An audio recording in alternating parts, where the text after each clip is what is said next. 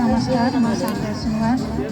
सबैभन्दा पहिला त हाम्रो किराँत समूह वनभोज तथा 5औं वार्षिक नगरण सभाको उपलक्ष्यमा हामी सबैजनालाई बधाई छ। हामी धेरै असल समूह हाम्रो किराँत समूह र यो सबै कुरा भन्दाखेरि पनि आजको हाम्रो यो जुन साधारण सभा मनाइराखेका छौँ र हाम्रो किराँत समूहको संयोजक श्री भूपेन्द्र कुमार राईज्यू र आजको प्रमुख अतिथिज्यू र अतिथिज्यू गइसक्नु भएको छ र हाम्रो ज्येष्ठ नागरिक दाइ आमाहरू जतिजना मभन्दा सिनियर हुनुहुन्छ र हाम्रो किराँत समूहको पदाधिकारीज्यूहरू र यसै गरेर आजको यो हाम्रो वनभोजलाई एकदम अवरापर खटेर यति रमाइलो साथ तय गरिदिनुहुने हाम्रो आजको यो वनभोजको आयोजक हाम्रो नवीन भाइलाई यहाँहरू सम्पूर्णलाई मेरो हृदयदेखि आदर अनि सम्मान छ र यहाँहरू सम्पूर्णलाई सेवाहरू नमसेवाहरू गर्न चाहन्छु र हामी सबैले सबै कुरा सुनिसकेका छौँ र मानिसहरूको धेरै जिउने तरिकामा धेरै बाटोहरू छन् र हिँड्ने बाटो चाहिँ फरक छन्। तर पनि हामीलाई हाम्रो घर परिवार अनि हाम्रो समाजले हेर्ने दृष्टिकोण अनि हामीलाई राज्यले दिने अधिकार हामी महिलाहरूलाई छ र पनि हामीले समाजमा महिलाहरू निस्केर कुनै पनि काम गर्नको लागि चाहिँ कति धेरै चुनौतीपूर्ण छ भन्ने कुरा हामीले अग्रजहरूबाट सुनिसकेका छौँ। साँच्चै नै महिला मैले महिला है, तर यस्ता कुराहरूलाई हामीले विचार गर्दाखेरि चाहिँ कतिपटक चाहिँ महिलाहरूले के गर्न सक्छन् भन्ने कुरा पनि हुन्छ।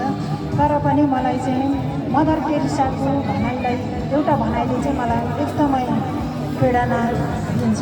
किनभने मदर टेरेसाले पनि कति धेरै जीवनमा सङ्घर्ष गर्दा उहाँलाई पनि त्यस्तै हामीलाई जस्तै भएको थियो होला र उहाँले भन्नुभएको थियो कि हे प्रभु मलाई पेन्सिल जस्तो सम्झिनुहोस् ताकि मैले संसारमा असल सन्देश लेख्न सकौँ। यो कुराले मलाई एकदमै मन छुन्छ। हामी दिदीबहिनीहरू चाहिँ एकदम असाधारण छौँ। हाम्रो साधारण सोच र विचारले असाधारण काम गर्छ र हामीलाई सम्भवतः हामीले मौका पायौँ भने हामीले धेरै काम गर्न सक्छौँ भन्ने कुरा चाहिँ मैले यो भनाइबाट महसुस गरेको छु। र रह्यो कुरा अब हामीले उद्यमशील व्यवसाय कसरी बन्ने भन्ने कुरा चाहिँ हामीलाई सबभन्दा पहिलो कुरा चाहिँ लगानीको कुरा आउँछ। लगानीको कुरा गर्ने बेलामा चाहिँ हामीलाई डर पनि हुन्छ होइन। कतिजनाले चाहिँ अब के गर्ने, अब के गऱ्यो भने त हामीले ऋण लिनुपर्छ, कसो गर्ने भन्ने कुरा चाहिँ हामीलाई पहिलो खुर्किलो चाहिँ त्यो हुन्छ। अनि अघि भन्नुभयो श्रीमानले साथ लिएनन् भन्ने कुरा। हामीले असल काम गर्नको लागि अनि हामीले असल बाटो हाम्रा सन्ततिहरूलाई देखाउनको लागि चाहिँ हामीले कुनै कुराबाट चाहिँ हामी डराउनु हुँदैन। यदि खराब बाटोमा लाग्ने अवस्था छ भने खराब कुरा गर्ने हो भने चाहिँ त्यसमा चाहिँ हामी एकदम सचेत रहनुपर्छ। तर सही काम र सही मार्ग हिँड्नको लागि हामीले डराउनु पर्दैन। र म यही कुरालाई सिरोपर गर्छु कि मलाई चाहिँ भन्नुपर्ने अवस्था चाहिँ धेरै थिए, तर मेरो श्रीमानले चाहिँ एकदम सुख, सबै श्रीमानले यही सम्झिनुहुन्छ आफ्नो श्रीमतीहरूले दुःख नगरून् होइन। हामी जसो तसो गरेर भए पनि उनीलाई सुखमै पाल्छौँ भने सबै श्रीमानको मनमा हुन्छ। तर पनि मेरो श्रीमानले पनि गर्नको लागि चाहिँ केही पनि सुरुमा गर भनेर भन्नु हुँदैन। अनि मलाई चाहिँ मेरो श्रीमानको बानी थाहा छैन होइन। मलाई चाहिँ म सुखमा होस् भन्नको हिसाबले त्यो भन्नु हो। तर म एउटा महिला हुँ, एउटा आमा हुँ, एउटा श्रीमती हुँ, एउटा समाजको एउटा नारी हुँ। त्यसैले मैले समाजमा रहेर म अर्काको घर परेर बसिरहनु हुँदैन। तर मैले के गर्नुपर्छ भने चाहिँ त्यो मेरो सानैदेखिको मेरो त्यो एउटा सोच थियो। त्यसैले अहिले आएर चाहिँ मैले धेरै ठाउँहरूमा संस्थाहरूमा पनि जागिर खाएँ अनि विभिन्न ठाउँहरूमा अनुभवहरू भइबढ्दै। तर अहिले मलाई कस्तो लाग्छ, मैले त्यो समयहरू चाहिँ त्यतिखेर खाएको छु र म जब यो 4-5 वर्षको अन्तरालमा मैले धेरै कामहरू गर्न सकेँ, मैले धेरै कुराहरूको अनुभव पनि गर्न सकेँ। अनि त्योभन्दा सबै कुरा त छन् भनेर कति धेरै छ, दिनभरि पनि सकिँदैन। तर पनि अब म मेरो किराँत समूहको बारेमा म भन्छु। र म पहिला जागिर खान्थेँ, अर्काको अधीनमा बस्थेँ, अर्काको अधीनतामा बसेर म सकिनँ भन्ने पनि पाइँदैन थियो। टाइम थियो, जागिर खान पर्थ्यो, खाएन भने हामी नगएको दिनको तलब काटिन्छ भनेर उहाँहरूले त्यसो भन्नुभयो। तर समय बित्दै गयो अनि मैले एउटा व्यवसाय गर्ने जमाको मैले सोचेँ। अनि मैले चाहिँ अब मसँग पैसा धेरै छैन, 70,000 मात्रै छ, अनि मैले कसरी व्यवसाय गर्ने र भने सबै साथीहरूसँग मैले सल्लाह लिन पऱ्यो क्या भनेर भन्ने कुरो भएपछि कोरोनाको बावजुदमा कोरोना आयो। अनि एकजना बहिनी यहाँ दिदीको छोरी हुनुहुन्छ किरण बहिनी, अनि उहाँले चाहिँ दिदी आन्टी हामीले अर्काको काम गर्नुभन्दा आफ्नै व्यवसाय सुरु गर्नुपर्छ, थोरै कुराबाट नै थोरै लगानीबाट सुरु गर्नुपर्छ भन्नुभयो है। अनि त्यसो भनेपछि त त्यो कुरा एकदम मिल्यो। मलाई पनि त्यस्तै उत्साह दिने मान्छे चाहियो। अनि उहाँ र म एकदम कोरोनाभरि एकदम राम्रो साथी बने। अनि सबै मास्क लाएर हिँड्ने, अनि हामी दुईजना चाहिँ उहाँको घरमा जाने, सुँगुरको मासु पकाएर खाने, फेरि मेरो घरमा आउने, यता भएको भएर अनि उहाँसँग धेरै नजिक भयो। हामी एकदम साथी भयौँ र उहाँले पनि भर्खर त्यही बेला व्यवसाय सुरु गर्नुभएको थियो। अनि उहाँले चाहिँ युरोपियन प्रोडक्ट क्रिमको व्यवसाय सुरु गर्नुभएको थियो। अनि म चाहिँ त्यो बहिनीको प्रेरणाले गर्दाखेरि अब म अर्काको जागिर खान आफै सुरु गर्छु भनेर 70,000बाट मैले एउटा घरैमा एउटा गुम्बज बनाएँ। अनि त्यहाँ चटपटे दोकान गरेँ, अनि चटपटे आमा र म मिलेर गरेँ। त्यसपछि तेल राख्यौँ, भटमासको तेल, सनफ्लावर तेल राख्यौँ। त्यहाँबाट अलिक बढाउँदै अनि किराना पसल गऱ्यौँ। अनि किराना पसल गरेर अझ धेरै बढाउँदै गयौँ। अनि सानो कुराबाट सुरु गरेर अलिक ठुलै भयो। त्यो ठुलो भएपछि अहिले पूर्ति पनि अलिक ठुलै आयो है। अनि त्यसपछि व्यवसाय गर्ने क्रममा त्यस्तो आयो।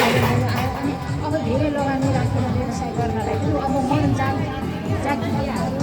अनि त्यसपछि एउटा बहिनीले चाहिँ एउटा कारखाना बेच्ने, यो मेटल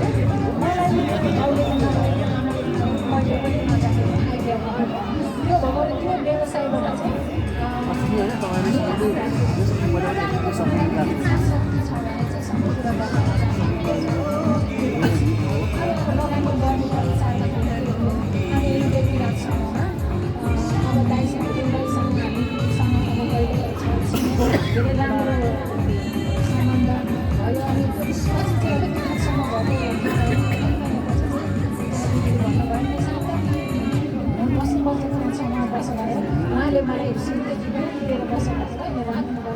अनि त्यसपछि अब लगानी गर्ने क्रममा चाहिँ अब पैसा छैन, सरकारीहरूले त के राख्नुपर्छ भन्छ।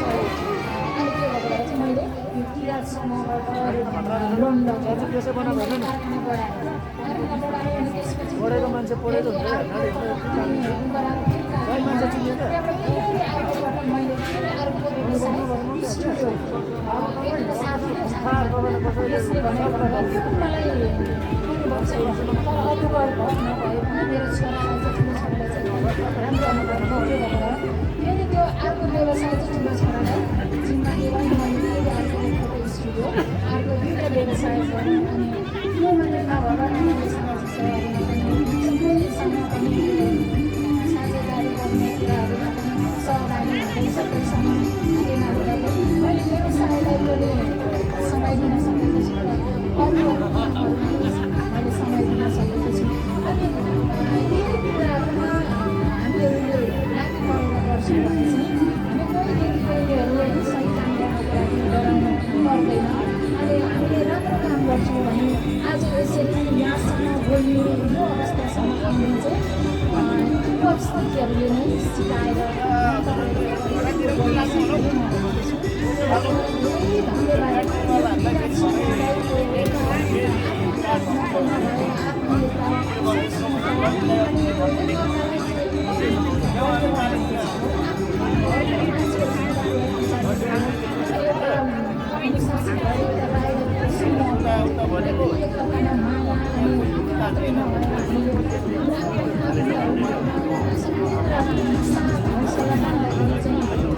धेरै खुसी लाग्छ भगवान् धेरै धेरै व्यक्तिहरूसँगलाई चाहिँ धन्यवाद दिन चाहन्छु हामी किताबमा हामी भनेर भन्नु एउटै हो तर यसको अगाडि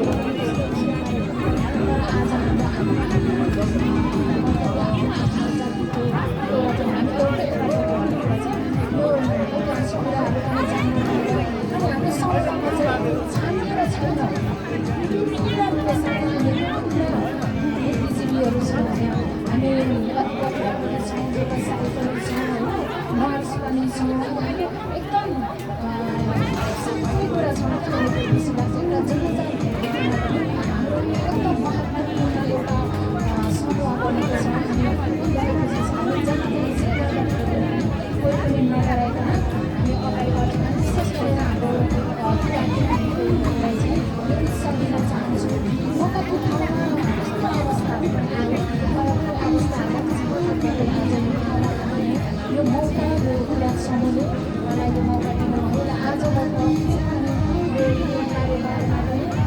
भागवतमा आमा नजाउने मान्छे अब कार्यभारसँग सकिन्न त्यो भएको भएर मेरो वर्तमानसम्म पाएको जिम्मेवारीमा चाहिँ सहभागी हुन सक्छु भन्ने विश्वासका साथ मेरो भनाइलाई यहीँ राख्छु र मलाई धेरै टाइम लियो भने क्षमा गर्नु धन्यवाद।